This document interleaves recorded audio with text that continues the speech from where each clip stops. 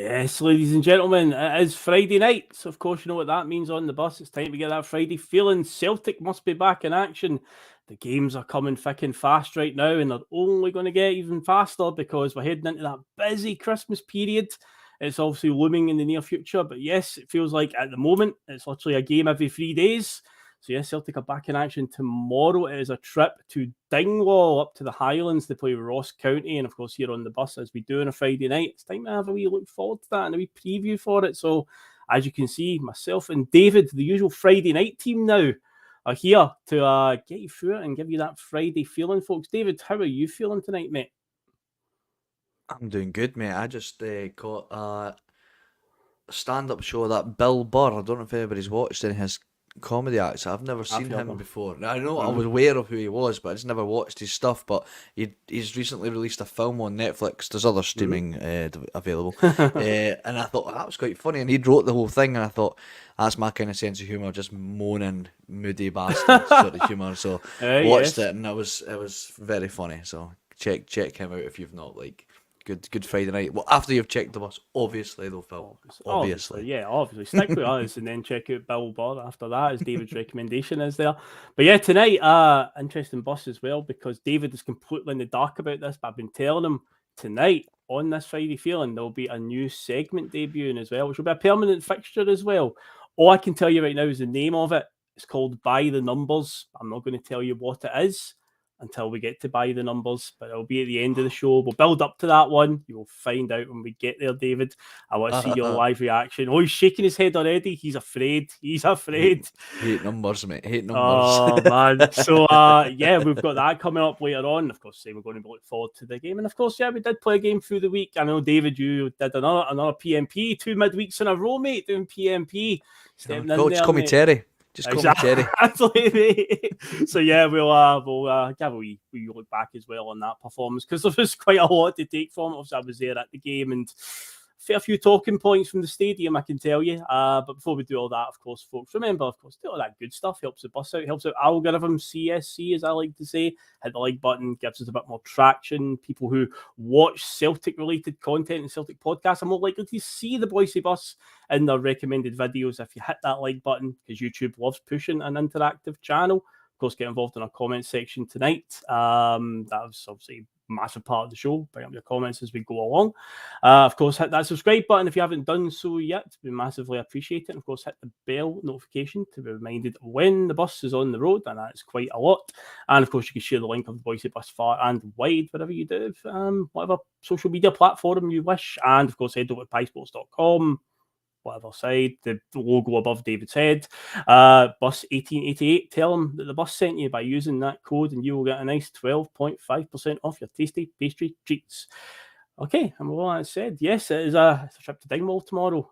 Yes, a relatively tough ground, although our record in recent years there has been not too bad. There was a period I can remember when Ross County first came up to the Premier League where it seemed a bit of a stumbling block for us. I do remember a game that Brendan played in his first spell as Celtic manager up there, where they got one of the most scandalous penalty decisions I have ever seen, where Sviatchenko tackled a guy from about 3 yards away, and it was like Schalk, his name was, a German striker, theatrically threw himself to the ground, and Don Robertson, who was the referee, I didn't forget that one, gave them a penalty, and they salvaged a 2-2 draw that day. Mm. Hopefully none of that shenanigans off, because VAR's in play now. We shouldn't be seeing shenanigans like that.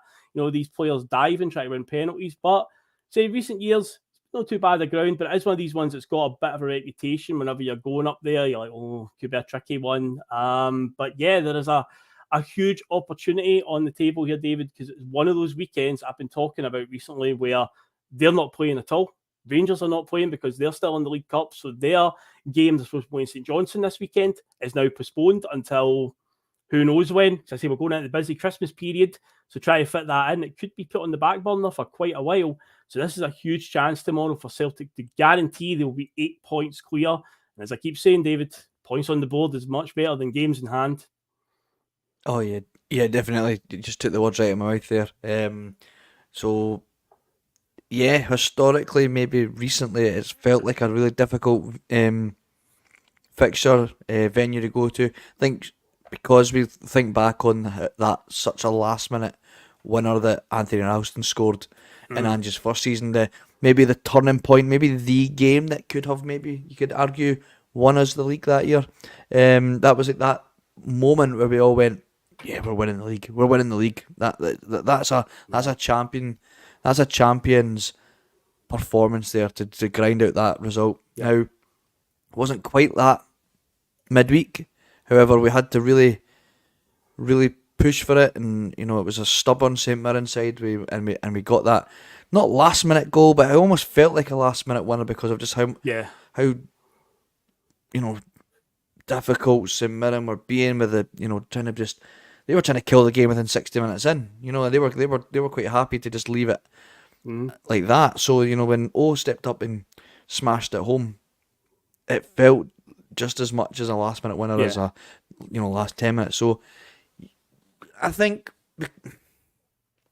Dingwall, when we go there, they'll also they'll be they'll try and make it difficult for us like they always do, but I feel we'll get the job done tomorrow. It's always a tricky one at 12:30 kickoff on a Saturday.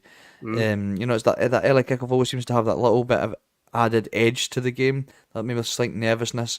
But I'm confident we'll get the result, whether it's an emphatic victory or another more difficult than maybe needs to be.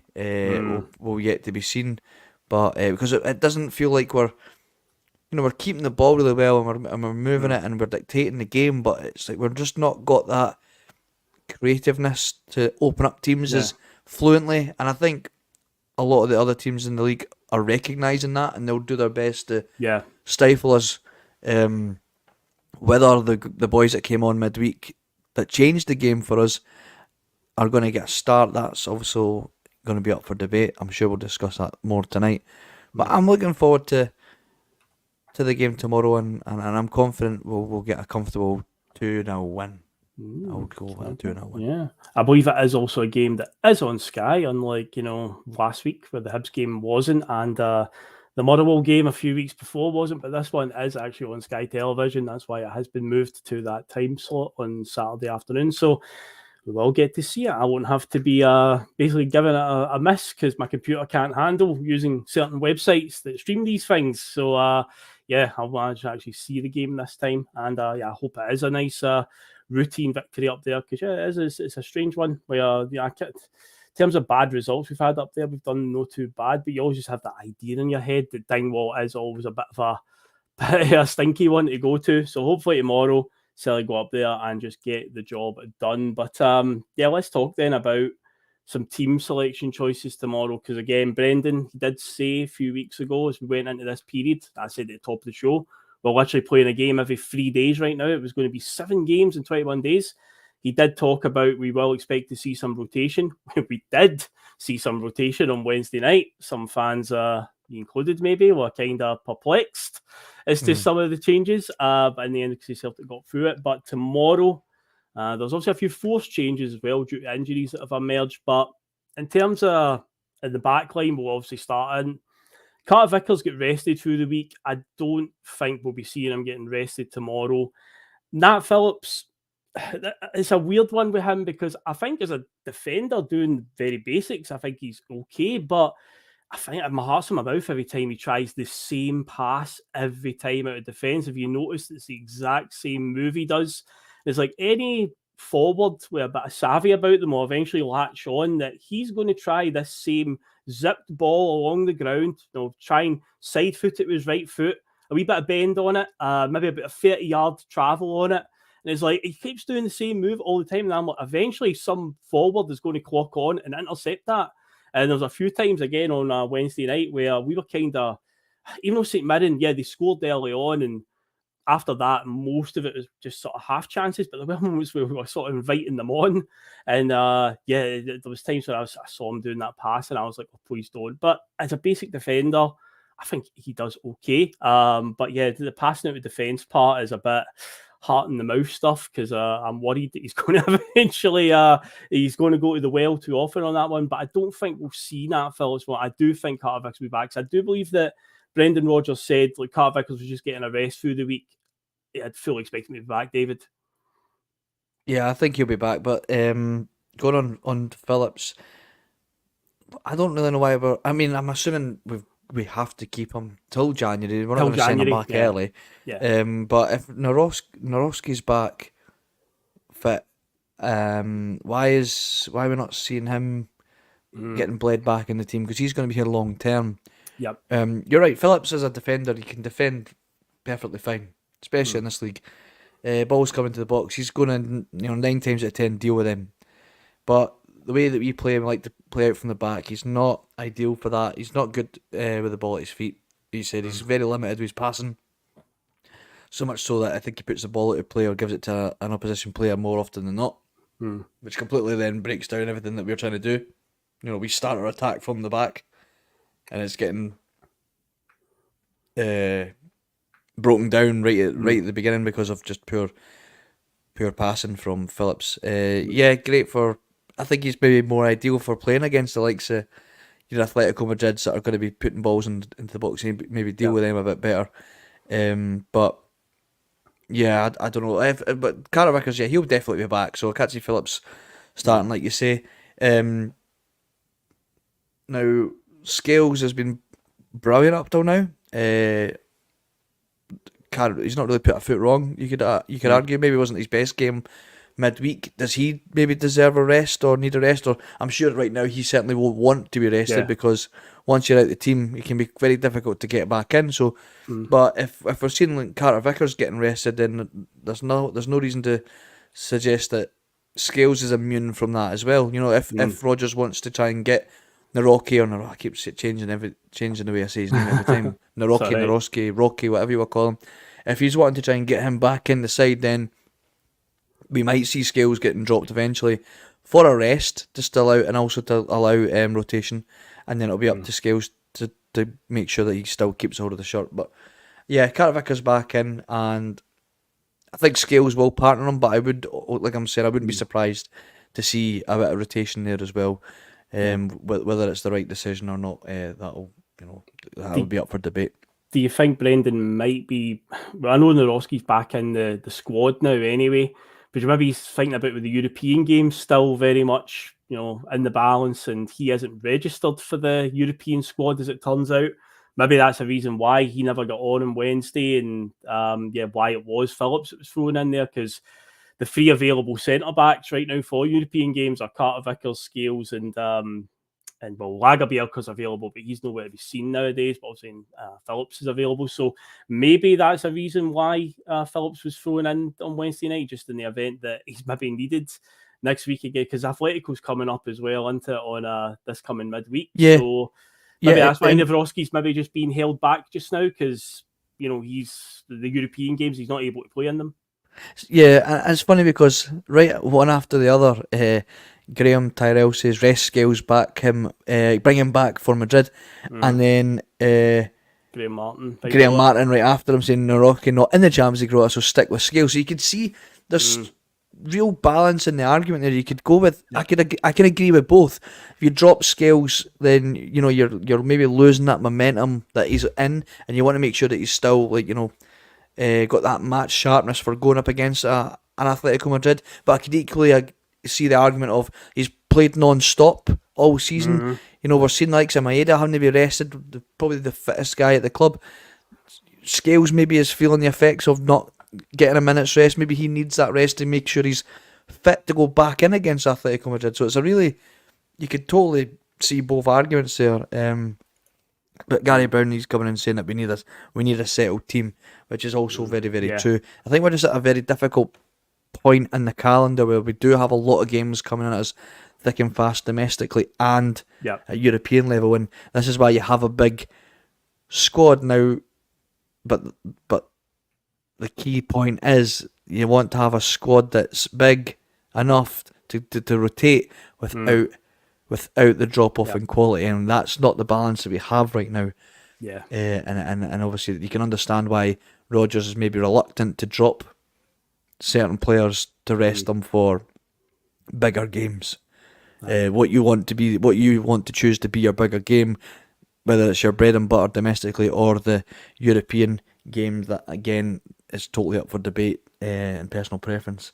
But yeah, the back line, I don't see Ralston getting in. I think. Well, I was about to ask you about Johnston because I felt on Wednesday night, I think he's been off the boil for a wee while, but I thought he was pretty bad on Wednesday. And it's like, Johnston, discuss. How do you feel about his current form at the moment? Because, yeah, you're right about Ralston. It's like, well, that's the only other option. So, I mean, Ralston's not had many games. Ralston needs games. He's shown that when he does play consistently, that's when he's better. But see, when he's brought in out the cold, like last season, where he was injured for a lot, then he came in and he just didn't look the level that he was the season before because he was playing so consistently the season before. But this season, if he was just to get thrown in tomorrow, and I say Johnston's form has been pretty poor, so you could kind of understand it, but I would be worried about throwing in Ralston there right now, as bad as Johnston's been. Yeah, I mean, I think I've chosen to almost ignore Johnson's maybe dip in form. I think we've all kind of got those sort of Canadian tinted glasses on when we watch him, and we really, we've all, as a fan base, taken to him very quickly, just as he's taken to the club very quickly. Plays for the badge, that's for sure. So I think I've maybe been a bit ignorant to the drop in form. Maybe it's just when he's maybe dropped in form more often than not than I've realised, but because we've been winning games quite comfortably, well, I say comfortably, but we've been winning games enough to not really notice it. But as soon as we start to see the team struggling a wee bit more, it's maybe highlighted it. Excuse me, I'd still stick with Johnson if I'm being honest. I think he's the kind of player that you could rely on, that he'll push through the drop in form. Do you think maybe he's struggling with the change of and the adaptation of playing styles? Because he like Taylor really just slotted into Ange's style of the inverted fullbacks really, really well. I think obviously Rodgers then changes it up. We saw it didn't really work for Taylor, and I think we've all kind of come to an agreement that there seems to be some sort of compromise with the way Taylor plays to benefit both himself and the team. And it doesn't look like Johnson's been given that luxury. Yes, my beard is getting shorter every week, and I'll grow it back though. It's November, but and I've cheated. I didn't bother starting from the beginning because yes, just cause, right? Anyway, forget about the beard. That's back to Johnson. Johnson's not been given that luxury yet, and I don't know if maybe that's something that needs to be addressed. Because I thought to be honest, I thought Johnson would just adapt perfectly to the more traditional wing back role. I don't know if you remember, he did a interview on Celtic on the Celtic's podcast channel, and he used to play in the midfield as well. Okay. Which Taylor so happened to do as well, and I think maybe that's why they both feel quite comfortable moving into the middle. So maybe I don't know if maybe that needs to be something that Rodgers has to address. I mean, he tried the inverted fullback at Leicester and had to go back to normal fullbacks after an injury to one of his fullbacks. So it's not like he's against doing it, but whether it's going to suit his style of play and methods, I don't know. But I think I don't know, it's not great to say this, but I think I still trust a more out of form Johnson than I do a Ralston. That's not maybe necessarily out of form, but he's certainly not getting the game time. Yeah. And he struggles when he's not, like you said, when he's not got his consistent amount of games to play, he struggles. It takes him a couple of games to get going, and it doesn't look like he's getting it, you know? Yeah, it's the thing with Johnson this season is I felt like he started fine. You know, Brendan's very much is all about the overlapping fullbacks. You think to his first season as Celtic manager, we're having Kieran Tierney, who's obviously a world-class talent, let's be honest, but, you know, that marauding fullback that gets forward. So Johnson definitely seemed to be the one that he was always happy to get forward, but just recent games, it's just dropped a wee bit. With Taylor, he was trying to encourage him to get forward and be an overlapping fullback, and it clearly wasn't happening. So he's obviously said to Taylor, look, go back to what you were doing before under Ange, essentially, because you can see Taylor was starting to come inside a bit more. But I thought on Wednesday night, Taylor spent most of the game in St Mirren's final third. It was like he was trying everything, but I think we were just, the whole team collectively were just trying to get balls forward. But Taylor, I mean, he doesn't hide. That's one thing you can always say about him, despite some of the shocking passes that he performs. He isn't somebody that then runs and hides and doesn't want to see the ball for the rest of the game. He still tries his hardest, but he's very limited in that whole overlapping fullback, get crosses into the box and whatnot. And most of the time, he hits an opposition player or he just passes it right to their feet or something if he just miskicks it. So with the fullback situation, say Taylor will definitely start, because let's be honest, we're talking about the right back situation. Look at the left back situation. It's either Taylor or it's going to be like Bernabei. So Scales keeps on getting suggested for left back. I think that is a logical choice. But at the moment, it ain't broke in the middle with Scales playing there, so stick with him at that point. But yeah, with the fullback situation, it looks like one of them he's happy for to go forward than Johnston. But I would Taylor, it's more just stick with what you were doing last season. Just you keep doing that. Because I think Taylor's form started really badly this season, but I think it's picked up a wee bit.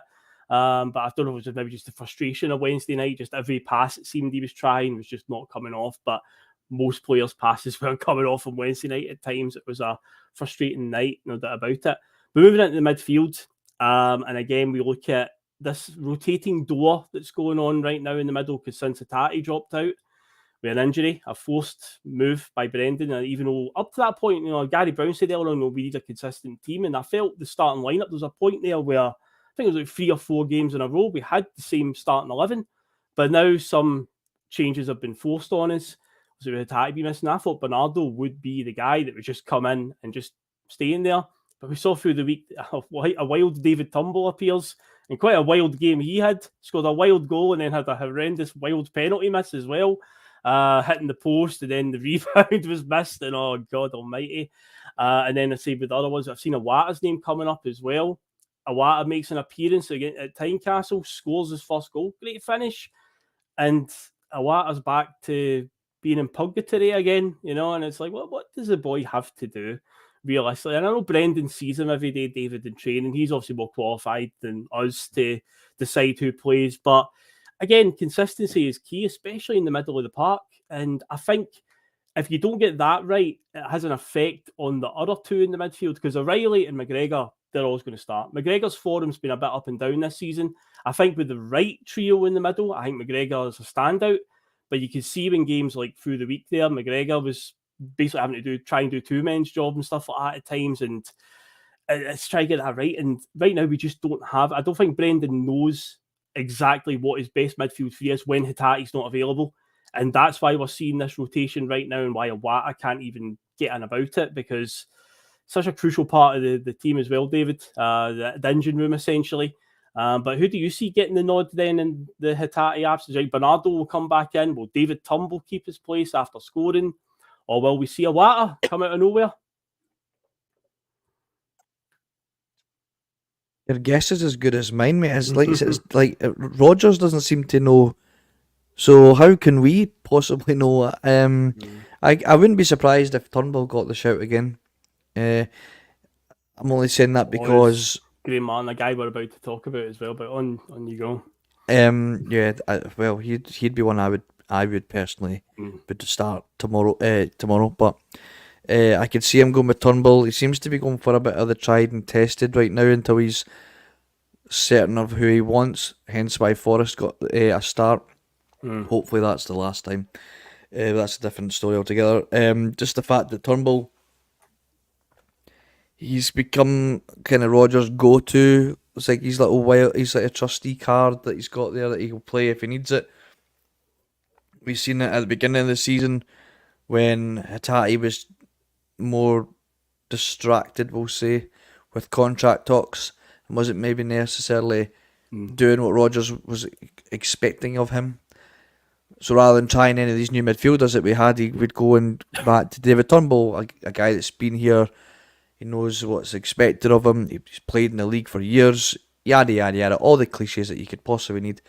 And he has scored his fifth, or I think it was his 4th or 5th goal on Wednesday night there.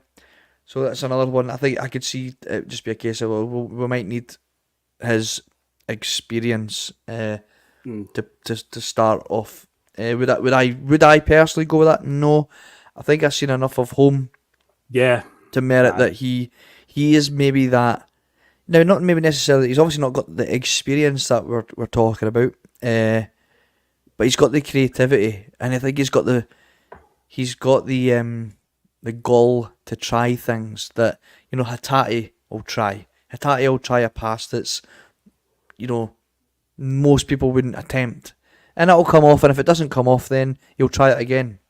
And I think a guy that adds Thiago to his own name has got the balls to attempt passes that maybe isn't considered the safe option, and sometimes the safe option isn't necessarily the best option. And I think that's what Turnbull personifies. He personifies safe. Yeah. He'll make the safe option, the safe sideways pass, rather than maybe the more forward-thinking pass. It might come off and it might not. However, at least we're trying something, trying to be creative. And if Hatate is our creative spark in the team and he isn't available, then perhaps we look at the likes of home. Bernardo, he looked decent enough against Atletico Madrid. We said that. Yep. But he's not had a lot of game time on the lead up to that. I think he'd played a couple of international games for the under-21s. So he's still maybe not necessarily at the not fitness, but maybe not just match sharpness, match fitness yet. And he got thrust into that game against Atletico Madrid, but exactly, Steve. But no, I'd like to see home start, but I think Turnbull will be the one that will get the nod. See, the thing with home is I want to see him start, because again, it's the thing when you sign new players, as fans, you want to see the new players bedded into the team and see what they can do. There's always this excitement and an unknown about them. And I think back to the start of the season when home had a couple of fleeting sub appearances and looked good. There was the win up at Aberdeen where he did the famous, or now infamous, Instagram post with the interesting captions, shall we say, but then he finally did get a start the week after, and that was when we lost to Kilmarnock in the League Cup, and he was hooked off after about 60 minutes, and he just didn't look at it at all. And I just hope that Wednesday night isn't some kind of false dawn for the lad, because he did look good. The setup for the goal was fantastic, absolutely brilliant. The quick thinking to get the ball moving, and with so many defender basically right in front of him, just basically pick that pass right into O's path, perfect weight on it and everything that O just could miss essentially. And I thought, oh no, I've seen enough of that boy to warrant a chance, because again, as a fan, you want to see these boys and see what they can bring to it, and you like to think so, and he doesn't just fade into the oblivion again. Or if he does get a start, if he does play tomorrow, it's no a repeat of what happened at Kilmarnock, where you've got all this hope for him, and then when he does start a game, it's like, he just kind of flatters to deceive. Because right now we need players to come in and basically make an impact in the first 11, not guys that come off the bench. No, we need guys that can contribute right away. So I'm hoping to see somebody like him. Say with Turnbull, obviously he goes and scores the goal anyway. Say the start of the season, he got a surprise start and he scored in the first game, and people thought maybe we would see like a David Turnbull being like a Stuart Armstrong type player under Brendan, where you don't expect it, and he ends up being one of the best players of the season. Since David Turnbull, again, every chance he's had is just kind of flattered to deceive, which has been a long-running thing for Turnbull, sadly, in the Celtic team since he's been here. But yeah, whoever gets a game tomorrow, obviously they've got a huge workload on shows, because Ross County, they are a bit of a hatchet team, especially in the middle of the park. There's also a suggestion here from a comment that I've starred earlier on. Graham Tyrrell saying, "Wes McGregor, will it ever happen?" I think when being the club captain, I just don't think it's like Scott Brown, where Scott Brown just never ever seemed to get rested neither. Maybe to Scott Brown's detriment over time as well, as people would eventually point out, saying, man, he is, costing us points essentially. I don't think McGregor's at that stage yet, but I don't know, we rest. But again, looking at the strength and depth we've got, can we really afford to rest McGregor, David?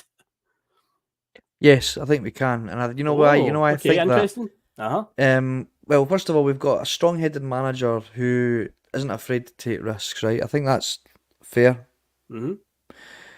you just have to look at the man that took over his Liverpool side. He isn't afraid to drop his captain and Jordan Henderson, who eventually then was told, "Look, you're not going." And I'm not saying that. By the way, I'm not saying that Callum McGregor is at Jordan Henderson's point in his career where he's been told by his manager, "You're going to have a lack of game time." However, Klopp then would begin to recognise that even though you're the captain of Liverpool, some of these games we can afford to drop you to play someone else. You could argue that Liverpool you wouldn't see much of a drop off in a substitute to replace the captain. However, what I was going to say was, when Callum McGregor suffered his injury in Europe last year, a certain player that's looking like could be player of the year this year stepped up and played in his position and arguably thrived in it, you could argue. So I think we've got enough midfielders there to shuffle it around a wee bit, to rest McGregor in certain games that you can afford to maybe put O'Reilly in that position. If need be. Yeah. We could play O'Reilly in the 6 or whatever. Because we've seen there that last year. Yep. He did well there last year. So there is evidence to suggest that we can give McGregor a rest, even bring him on halfway through the game if need be. He probably doesn't want to be rested, let's be honest. But for his own benefit, if there's games where we can go, right, Callum, we're going to give you a wee rest today. O'Reilly is more than capable of covering you in that position. We're gonna bench you, not because you're maybe not necessarily performing well, but because we need you to be at your best for the next Rangers game or a European game or whatever, a cup game. You know, I feel there is games where we can risk dropping the captain to give him a rest and allow a likes of not even maybe O'Reilly. Like you say, maybe this is where Awata can maybe come in and like show us what, right, okay mate, show us why we did bring you to the club, why you were the J-League's player of the year, you know, because I think there is a player there, and maybe it's going to take a case of us having to rest McGregor to give Awata the chance. Do I want to see McGregor get dropped? No, not at all. Like you say, for all the reasons that I'm going against everything that I've just said, I wouldn't want to see him getting dropped. However, I could understand why Rodgers might want to do it and feel that he's able to do it because of maybe the personnel that is there to fill in the void, to give McGregor the rest. But you know what it's like, we all kind of get a wee shudder up our spine when we see, fuck, McGregor's no starting. Yeah, totally. There's always that worry, and I think it maybe needs to take Rodgers to just have a bit of belief in his midfield and a bit of bravery to go, no, McGregor needs to be rested. We've got the midfield players there to cover it. Do not panic. Do not worry. Because look, McGregor's not going to be here forever. Yeah. He's not going to be here forever. Brown Warrior doesn't believe that McGregor needs a rest. And you might be right there, Brown Warrior. Maybe it doesn't. He probably doesn't feel like he needs one either. The boy seems to just motor on, no bother. I know. But if it does come to it and he does need a rest, because a lot of fans obviously feel that he does, because it gets mentioned enough, then maybe it's fine to... Well, it's an interesting debate going on in the chat. You people see like Graham saying you didn't drop your captain, and Ali saying should the captain's armband give him a free pass and all that. So at the end of the day, if you're in form or out of form, whatever, you can still be a captain. You can still be a captain off the bench. You know, it's been shown umpteen times in the history of football that your captain can be a captain from the sidelines if need be, in the dressing room. You know, but I get what you're saying though, Graham. Like, you didn't want to see your captain dropped, but a real captain, a good captain, a sign of a good captain is he can captain anywhere. Doesn't necessarily have to be in the thick of it, you know. But interesting debate. I'll ask him where Bhoys here tonight. He's never around on a Friday night. Friday night shows essentially me and David's these days. Because we're the captains now. Yeah, we're the captains now. We're not the captains. Look at us, we're the captains now. But yeah, on a Friday night, this is what we do. So Boise Bus. Yep. Acknowledge us. But let's move on then to the forward line, because it's interesting. In the last few episodes of the Friday film, we've talked about how great Lewis Palmer's been and how that shot's his now and nobody's taking it off him. But he was pretty poor on Wednesday night. It just nothing was coming off him. He was trying plenty, but it just wasn't happening for him. Couldn't seem to beat the fullback. He was trying to cut inside a lot and just seemed to be running right into his marker. But then Yang comes on, and what a shift he put in. Fair play to the lad. He looked lively from the first few minutes that he came on. You're like, oh, he looks up for this. Yeah, there was a couple of like maybe self-indulgent like flicks of the ball that he didn't need to do, a wee bit risky at times, but as the game went on and he was longer in the park, he was a real outlet for us. In fact, him and Maeda both coming on was so much more productive than Forrest and Palmer on the night. And I did feel that last half hour when they were on, you felt it in the stadium really picking up, the atmosphere picking up, and I feel like, okay, now this is more like it. But Yang, unbelievable, mate. What a performance. And that's, again, what you want to see. You want to see a guy that can do that. And the key is now, if he does get a start, he's got to maintain it. He has to keep that as consistent. I can't be a flash in the pan like he came off the bench and he did all right there, and then when he gets a start, it's like Haksabanovic. Haksabanovic was always good coming off the bench for us, but every time Haksabanovic started a game, he flat to deceive. So hopefully for Yang, this really kicks on. Because a lot of people in the chat have been mentioning his name tonight, saying he should get a start tomorrow. Fantastic performance. Definitely done himself no harm. No, definitely. It was one of those ones where when we seen Palmer coming off, it wasn't his best performance, but I was a bit frustrated. I was like, oh man, like he at least he's one of those players that you still create something out of nothing, eh? But obviously, he was brought off, and Yang, he's still got a point to prove. Obviously, he's eager to show the manager and show us what he can do. He's very forward thinking, very keen to get on the score sheet. Obviously, he's got plenty of pace to burn, and he obviously likes to try and take a man on. And it was coming off more often than not on Wednesday, so it was full of confidence. And obviously, he was feeding off the crowd's energy as well. So he done well. Aye, he's done really good. As he played his way into the starting 11, maybe not yet, but I think. He wasn't even getting thrown on no, I know. Before, I know. So he'll definitely be in Brendan's thoughts now. Him with the tash must be steaming. Nah, mate. There was a few moments on Wednesday night where he cut inside from on the left, cutting in on his right foot and tried to bend it for the far corner. There was one that went by the post, but one that the keeper had to get across and pull out a half decent save. But it's one of the ones where you see it leaving his foot and you just think, oh, this is it. It's going to bend in. But he was unlucky a couple of times there.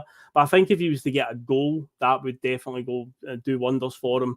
But yeah, he does look pretty lively, and I say he was great when he came on there on Wednesday night, because we definitely needed that freshness, that outlet. Maeda coming on as well. Here we are in the position where Maeda coming on, and he helps change the game as well. When you think back to you champion Maeda for day one, you're all about Dyson Maeda. You and Mark always going back and forth on that one. One day he will score that hat trick you keep talking about. But if I say it enough times, it'll happen. Exactly, you're manifesting into existence, man. That's what you're doing. But yeah, he did look lively as well when he came on, and even when he got the shout to come on, there was a real roar around the stadium. Like, people were excited for him to come on. That was, because again, you talk to a lot of fans. He seems like a bit of a Marmite player. He does seem to divide a lot of opinion. But yeah, when there seemed to be a real consensus in the stadium on Wednesday night when he got the call to come on, he's taking the jacket off, he's running down the touchline. Fans felt like, excited to see Maeda come on. I say he did exactly what I expected. I said it to my mate sitting next to me. I went, I guarantee he'll probably slip on the ball at some point tonight within a matter of minutes of coming on. Of course he did. Of course he did. Aye, but he still looked lively, and was causing them a few problems because I say Forrest and Palmer just weren't at it at all. But of course, let's talk about the striker issue. Something that comes up a lot when it comes to O. We talk about if Kyogo gets injured, do we trust him? But that goal, you've just got to hope that it's not some flash in the pan, that if he does start getting more chances, this becomes a consistent thing. Because going by what we've seen at O so far, and the word we keep using, David, is raw. And he was in that position. He could have panicked. He could have fluffed it in that position quite easily. But he was very, very composed. He didn't have much time to think. I said earlier on when I talked about Holm and that pass, the quickness that Holm got that pass into him. And he didn't have much time to react, but man, he picked his spot really well just when we needed it. You know, we're getting late in the game. It's a very frustrating night. I say we're being quite a raw guy. He could have easily fluffed that, but no, he did not. He took his chance. And I say if he does get any more chances, this has to be a consistent thing now, doesn't it? To install the confidence in the fans. I think O's green as goose shit, mate. You know, like he's just like raw as raw can be. But and I think it's shown in, if not all of his performances, he just maybe tries that a little bit too hard. And when you try too hard, it becomes unnatural, and it just becomes, you can become a bit stiff, and it's just everything just isn't going your way. He's just been really unlucky. Now I know there's still jury's out on O, but I think when he came on midweek there, he almost relaxed into the game a wee bit more, if that makes sense. Yeah. And I think when the ball landed at his feet, he didn't panic. Like I said, he looked more relaxed than usual, and he just had the confidence to just smash it home. There was none of this extra touch and, you know, a lot of panic stations. He just blasted it. But I mean, it was some strike. And obviously goals breed confidence, and also just bringing him on, it kind of gave Kyogo a bit more of a lease of life as well. I felt like Kyogo was he wasn't really in much of the game until O really came on. So maybe this is the answer. Maybe, like, I mean, don't get me wrong, Kyogo's still been banging in the goals, but like he's more recently he's been struggling to get much touches at all. He's very he's not in the game much, and maybe he just needs to have that strike partner to help get him more involved, and that might be the case. But maybe that wee flash in the pan there might just be a wee glimmer of hope for O that he's going to get more. Like I said, same with Yang. He might not be getting called upon to start tomorrow, but at least he's now being the manager's thoughts, going, maybe I can throw you on the off the bench to make things happen, you know? Yeah, he's got a physical nature as well. And say we're going up to a ground tomorrow, a team who are quite physical. It's not bad to say they are a bunch of hatchet men. They have got a few cloggers in that team. They will look to kick us about. Very small park as well. It's going to be one of those days where space is going to be tough to find. So we're in a position tomorrow where O has to come on and maybe rough them up a wee bit to create a bit of space for Kyogo. Hopefully it does happen and see Celtic come away with the points, because again, I said it earlier on at the top of the show when we began talking about the game, they are not playing at all this weekend in the league. Their game with St Johnstone is obviously now on the back burner due to them playing the League Cup. So this is a guaranteed chance to have an 8-point lead, regardless of them having a game in hand, because you always want to have points on the board. So Celtic just go up there tomorrow and get it done by any means necessary right now. Try and get through these next two games and get to the next international break where we can allow a few players to, get back and get a wee bit of rest and so on. But yeah, that's what we need to be doing tomorrow. So you said earlier on, you said a 2-0 victory you went for? Yeah, I think 2-0. Yeah. Fair dues, man. I'll go for I was just trying not to give the opposition a goal because it can be quite nervy, but I'll say it'll be 3-1. I'll go for 3-1. They will get a goal, but hopefully it's not one of these ones where they score first and we're chasing the game for a while. Hopefully it's a mere consolation for Ross County. But yeah. So David, I alluded to at the start of the show, I talked about a new segment on the Friday feeling that I'm bringing in, mate. Now, just a wee bit of history, Boise Bus history, mate. Do you remember what the Friday show was long ago on the Boise Bus? Before Bustalgia took the Friday slot, what it was before that, it was the Double Doon quiz. It was a quiz, wasn't it? Well, I can tell you, David Logue, whether you like it or not, you are going to be the first contestant on my new quiz. Oh, fuck by off, mate. The numbers. So I think it's quite appropriate, mate, that we have to change the background. I think we have to get more appropriate background here. We've got to do it. But obviously, I've said the show is about called By the Numbers, or this segment's called that. You're a squad number aficionado, just like me, aren't you? Well, I like to think I am, but now I'm feeling a bit under pressure now. I'm going to fuck this massively. Okay, well, it involves, in fact, Alistair Jack, he sussed it right away when I said it on. He went, squad numbers, Phil. I saw him in the comments. Yes, this quiz revolves around Celtic squad numbers. But yeah, David is an aficionado and just like me, so I'm sure you'll enjoy this. David, are you familiar with the game show years ago, Play Your Cards Right? With Bruce Forsyth? No, really. So basically, it was a game show on ITV prime time where Bruce Forsyth was a host, and it was a case of deck of cards, and you had to guess higher or lower. So it was a number of the cards. Say it was a 2 of hearts. What's the next card going to be, higher or lower? So it'd be higher, obviously, and you have to get across the board. We're going to do that, but it's Celtic squad numbers. So I have got a bunch of shots saved here, a bunch of pictures that we're going to use, and you have to guess higher or lower. But there is a caveat to it. Every single move comes with a question about said player. So when I flip it, and yes, mate. I hate quizzes, man. I'm so bad at Well, you're the first one to do it. Anyone else that joins us on the Friday feeling is going to have to do this as well, mate. This is going to be the new thing. So I'm always on a Friday feeling fuck off. But we'll get another person on as well. We can have a third person on. We can do that, and then they will have to do it. So yeah, I will. I'll need to get the old. Mate, you're gonna fucking. I know, mate. I know. Let's so share screen, and then I want to go to window, and I want to go to this one. So I guess if they've got what number of shirt they wear, and then whether it's what's going to happen, mate, is the first one you're going to get for free is your starter one, right? Your starter number, and then it'll be a case of you have to guess higher or lower. Now it can be any number of any Celtic player in the well, I say recent. So basically, this is the one that you'll be starting with, right? Can you see the screen? Okay, yeah. Aye. Okay, so the first squad number that you'll be starting with is number 4, McNamara. Right. So every one after you've got to get through 5 rounds, right? There's 5 of them you've got to get through. There's no question you need to answer here about McNamara. This is your starter one, right? So basically, you need to get through 5. So basically, your guess is the next one going to be higher or lower than a 4, mate? All right, I'm not going to get the name. I've just a guess. It's going to be higher. No, you're just going to guess the squad number if it's going to higher. Okay, so the shirt number that comes up in the name, the question will be about that player. So you've said higher than a 4. Is it higher than a 4? It is. It's a 36. It's Viduka, mate. So you've got a question now to answer about Viduka before you can move on, mate. It's multiple choice. So me giving you the answer might jog your memory here. So basically, Mark Viduka, when he played for Leeds, he famously scored 4 goals in a Premier League game. But against which team? Was it Liverpool, Leicester, or Blackburn Rovers?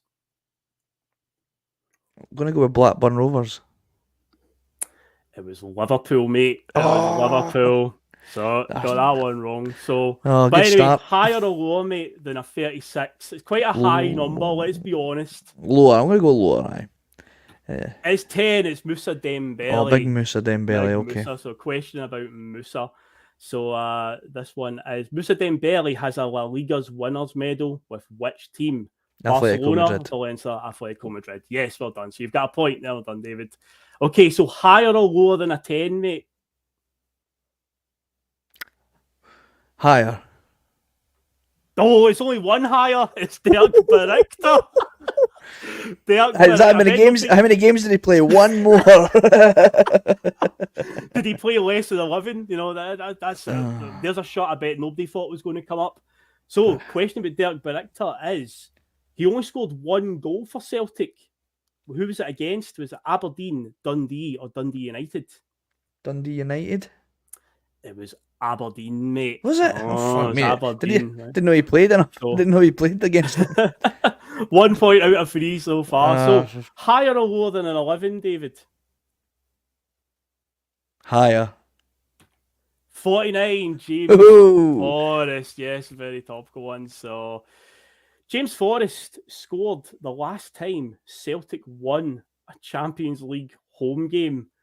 Who was it against? Benfica, Spartak Moscow, or Ajax? Oh, fuck. Spartak Moscow. Oh, fucking hell. It was Ajax, David. Eh? Oh, it was Did he not Ajax, score David. against? Spartak Moscow was the year before. For 2013. fuck's sake! So, That's what I said. Ajax. What are you talking about? So, final one, David. Higher or lower than a 49? Higher. Oh my god. No, it's not. It's Kyogo. Oh well, Kyogo could have been 88, 90. There's been low 49, it could have 46. See, what I've done is I've got a few shots saved in a file, and it's just going in random order. So Right. Okay. Came up in. Okay, so the final question then for Kyogo is: Kyogo bagged a hat trick on his Celtic Park debut. Who was that against? Was it Dundee, St Johnstone, Dundee. or it was Dundee? Yes. So 2 out of 5, David, you got in the end. Oh dearie me, that's so bad, man. You're on this go, but you can say you're on this all the time. You can have another shot at it down the line to redeem yourself. But yes, I am shit at Gary Brown, David. You're shite at. I am shite at quizzes, mate. It's so bad. I just crumble under pressure. Oh man. Well, to be fair, I did kind of spring it on you, mate. I didn't even tell you what it was going to be. I just kept saying, "Oh, I've got a new segment tonight." And I thought, I'm not going to tell him because I know what you think of quizzes and how bad you are at them. So I just went, so fucking bad. I know, tell him, or he'll be like, I'm not doing this, Phil. So I thought, no, I'll just keep it. But yeah, that's what I'm going to do on a Friday night. So if we have a third person on, which we do from time to time, we'll get them to play as well. They can step up and play it. They'll buy the numbers. But there you go, David. At least Ali was rooting for me. Cheers, Ali. Yes, well done. Well done, Ali. Cheers, mate. So there you go, mate. But yeah, that's we can have a wee quick look forward to through the week then, just before we finish up, because Atletico Madrid's coming round again, European campaign back on the agenda, David. So how are you feeling about it now after taking the point last week? I mean, obviously we did the PMP, and my opening gambit I said was obviously it was a great performance. There was a lot of positives to take. Was a point what we really needed? Probably not in the grand scheme of things, because now you're looking at going to Madrid and going to Rome. Celtic don't traditionally travel well in Europe, but Brendan Rodgers can't really look at it that way. He can't just go, well, we're pretty much out, or just field a bunch of reserves here, because we don't like go out there and get absolutely horsed. We want to still give ourselves some sort of chance. So this really, really, really is last chance saloon, though, because if they lose this, there's no way they'll recover at all at that point. If they somehow, David, pull out a win, an unlikely event, then there's still hope we could maybe salvage a third place and get a European spot. But how are you feeling about it? I don't know, mate. I feel like we could go over there and kind of play. I wouldn't say with no pressure, because we still mathematically can get out of this group and let's say get third place. So there is still pressure there. But do you mind when we didn't turn up against Valencia at home, and we're pretty much we'd fucked it, and then we had to go and play away, and we played unbelievable. We played really, really well, and you're going, where was that performance the week before? I kind of feel like we'll get that kind of performance where we will go to Spain with no real any hopes of winning the game. I don't think many people give us a hope of certainly outside of Celtic, and they won't give us a hope in winning. There'll be a few fingers crossed. But I feel like we could go over there and just almost like play with no pressure, if that makes sense, even though there is still pressure there. Just go there and go for it. It's win or bust, like you say. So just go out there and go for it and do it. You know, if you can put that level of performance that you put in the last fixture, we've got a chance. And maybe Rodgers will do things a little bit differently next time if we take advantage of, and going ahead. Like I say, we'll wait and see. But I'm not overly worrying about it, or I'm not anxious about it. It's just what will be is the viewpoint I'm on. I don't want to say that I've kind of written it off now, and that's just who cares? Doesn't matter. Back to domestic. I still want us to go there and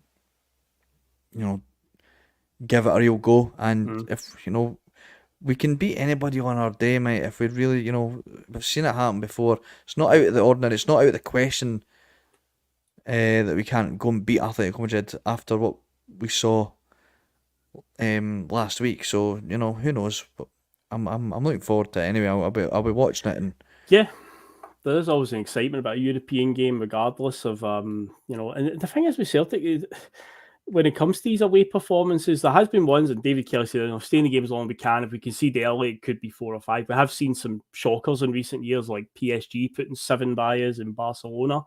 But then there's other ones where we go away from home against a team that we're not fancy to do anything, and we give such a great spirited performance against them, and it's some weird hard luck story. The one that always springs to mind for me, that one was Juventus, way back in our very first Champions League campaign.